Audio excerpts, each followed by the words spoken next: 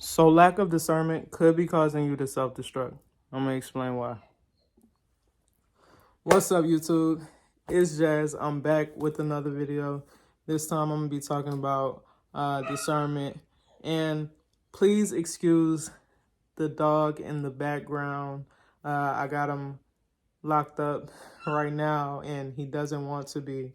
And I do understand that, but he is very hyper. So just for the video, we're gonna leave him where he's at. So discernment. I like to kind of think of discernment as a way to interpret a good experience from a bad experience before that said experience happens, right? I posted a reel on my Instagram page recently, not that long ago, about how, basically discernment and lack of discernment can, just hold us back from different experiences, opportunities, and people, situations that were meant to evolve us and grow us to be much better within ourselves and to grow us. So this is what we're going to talk on, and I'm going to get into how we can, decide what's good discernment, what's bad discernment, how we're keeping ourselves away from it, all right? So how I'd like to put into definition discernment is basically the interpretation of whether something is good for you or whether it's not so good for you, right? So I got after posting that reel on Instagram, right? I had a friend reach out to me and basically say, a lot of us, or I know many people who don't necessarily know how to trust their better judgment, trust their discernment, and not too confident in that, right? And so that's the thing, right? A lot of us weren't necessarily taught how to use our best discernment, right? And really, you can't really solidly be taught something if the person that's supposed to teach you don't even know for themselves how to make, discerning choices, good decisions, and separate them from bad decisions, right? And it's generational a lot of times where we're not taught how to stand strong within ourselves and not seek external validation and not seek approval from people outside of us, whether it be our family members, including parents, our friend groups, our workplace, whatever you want to call it. A lot of times nobody wants to feel like that outcast or, and that's why that's very understandable. At the same time, I just want to say it's taken away from you more than it's actually given to you, and that's generational though. How can you know how to be strong within yourself, not seek validation, right?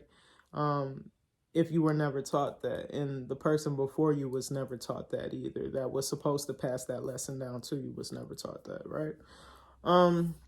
Also, a lot of times when you lack good discernment, you also might lack, right, being in touch with your intuition so much. You might not really be in touch with your intuition.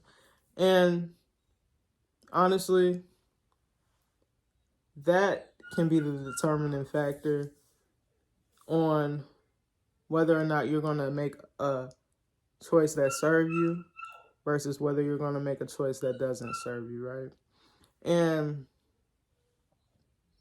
when you're not in touch with your intuition, and it might sound like this mystical psychic ability or whatever like that, but I promise you it's more practical than you may actually realize, So I want to touch on intuition, right? Misconceptions and truths about intuition. So a misconception would be, like I just said, like psychic is woo woo.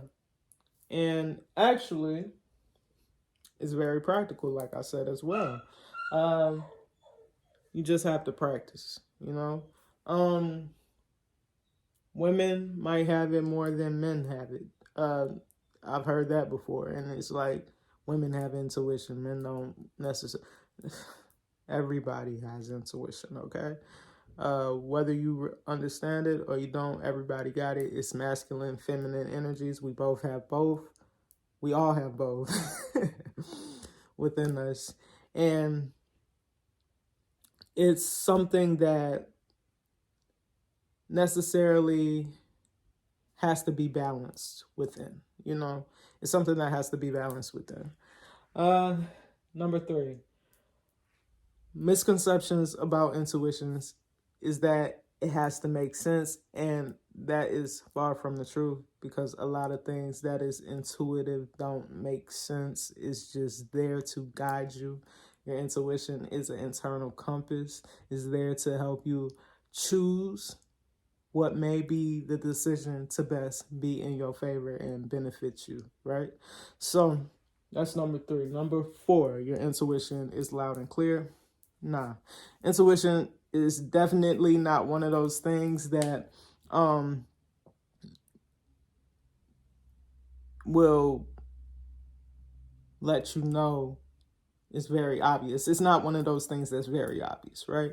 It's something that you have to basically tap into, tune into. You have to basically exercise that muscle for it to work, right? It's actually very quiet and sound within. Now, ways to get in touch with your intuition, because I know I'm talking about it, but you may not even know how to get in touch with it. So I'm gonna let you know that, right? So how to get in touch with your intuition so that you can have better discernment, so that you won't self-destruct, right? So how to get in touch, right? We want to get outside of our mind. That is one of the hardest things to do. I'm not going to lie. And it's not easy, especially if you have no practice, if you have no prior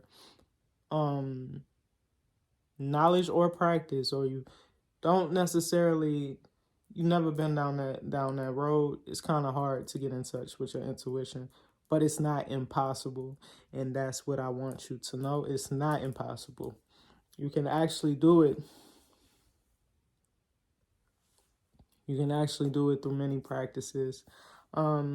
Practices such as, you want to basically get grounded within yourself, right?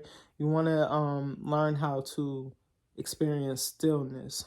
You want to learn how to listen to your body, right? So we want to get out of our mind and we want to get into our bodies. Ways to do that, right? You can meditate, right? You can exercise. You can surround yourself in nature. Surrounding yourself in nature, you could go to the beach, right? You can go outside on your front lawn in your backyard. Put your feet in the sand. Put your feet in the grass. Put your feet in the sand if you're going to the beach. Listen to nature. Go outside. Just take a walk. Listen to the birds. You know what I'm saying? Listen to the owls at night if you like to walk at night. Sometimes I like to do that, right? If you have animals, spend time with your animals, your furball friends, your your fur babies. Go hug a tree. Shit, I don't know. Get in touch with nature. That's basically the point of getting in touch with your intuition, is getting in touch with your body. When you get in touch with your body, you're getting in touch with nature. Because you are nature. You are one with the universe. You are one with the earth. So when you go outside and you put your hands, your feet, your body parts on the earth, you tend to become one with it, man. I'm just saying. So once you get in touch with your intuition, like I said, it's a muscle, it's something to exercise, you will be better off. And naturally, you will become more discerning, more able to interpret whether certain things serve you or certain things don't serve you. And when you do this, I do want you to realize some things you get stronger within yourself, right? And things may start to change, right? First internally and then externally, things will start to change because of who you are becoming, because you have gotten in touch with your intuition. And you now realize and know the things that do serve me and the things that don't serve me. So now I can have better discernment. Now I can decide if these situations, if these people, if these opportunities are right for me or if they're not so right for me. You know, it could go either way. So again, this was just a quick video on discernment and how, you know, if you lack it, you can possibly self-destruct. You know, you can put yourself down a bad path somewhere you don't want to go. So yeah, real quick, if this video was of any help, any guidance, any insight to you, if you could do me a favor and like the video, subscribe to the channel, leave me a comment, let me know what you took away from the video. And please expect more content like this. You know, I like getting in depth about these type of things and having more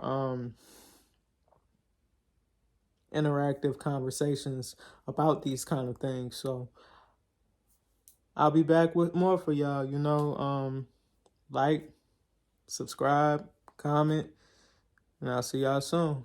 Peace.